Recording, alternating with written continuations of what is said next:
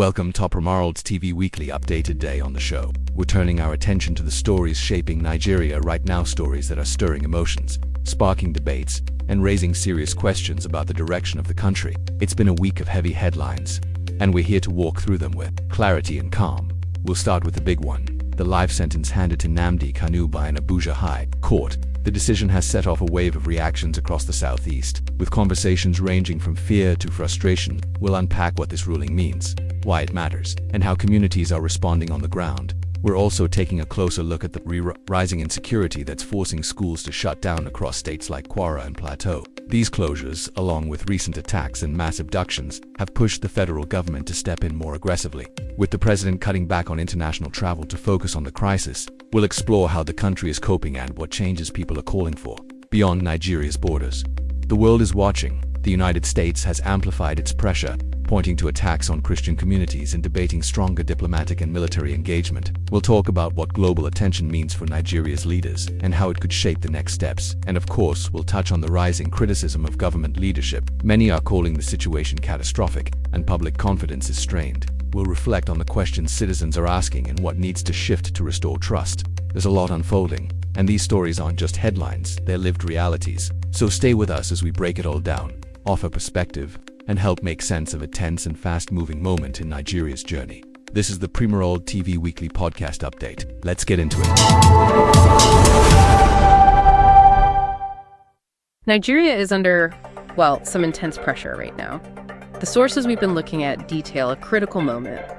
You have a high-stakes legal ruling, a domestic security crisis, and then this serious international scrutiny all happening at once. Exactly, particularly from the United States. So our goal today is pretty straightforward. We're going to try and synthesize these three big areas: the courts, the insecurity, and that global reaction, just to give a quick picture of what's at stake. Right. And this material, it really gives you a vital snapshot of a country at a crossroads.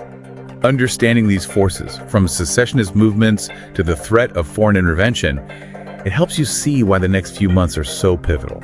Okay, so let's unpack this, starting with the biggest legal flashpoint, the life sentence handed down to Nnamdi Kanu.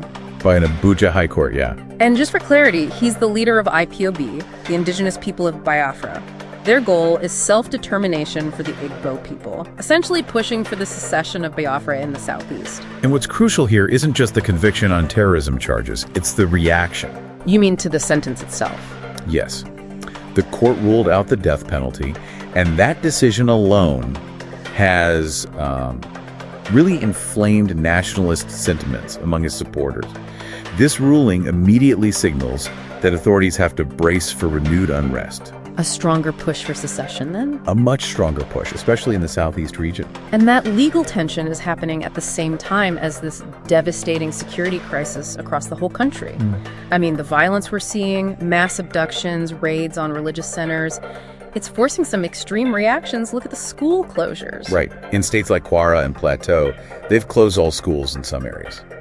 And the central government has closed what are called unity schools in the north. What's the significance of that? Well, unity schools are federal institutions. They're designed to promote national integration, so closing them. It's a huge signal of a fundamental breakdown in basic security. It's a symbol, really. It is. And when things get this bad, the leadership's response is put under a microscope. President Tinubu suspending his international travel to focus on this tells you the scale of the emergency. And yet, public confidence seems incredibly low. Why is the frustration so acute right now? It's a combination of things. A visible lack of decisive action, and then you have these leadership gaps, like the defense minister being absent during a crucial period. It just fuels the demands for a massive, rapid expansion of security forces. The sense is that the current capacity just can't handle it. It simply can't handle the footprint of the crisis, no. So this crisis isn't staying internal. Washington is watching. Very closely. And they're specifically focusing on reports of attacks against Christian communities. I saw that U.S. discussions have included sanctions and even the threat of U.S. military involvement. I mean, is that a realistic threat? Or is it more diplomatic signaling? It's powerful leverage. I think while direct military action is probably an unlikely immediate step, it absolutely frames the stakes. So the current focus is on cooperation. It's exactly. Deepening military and strategic cooperation. But honestly, the most immediate pressure is coming from within Nigeria.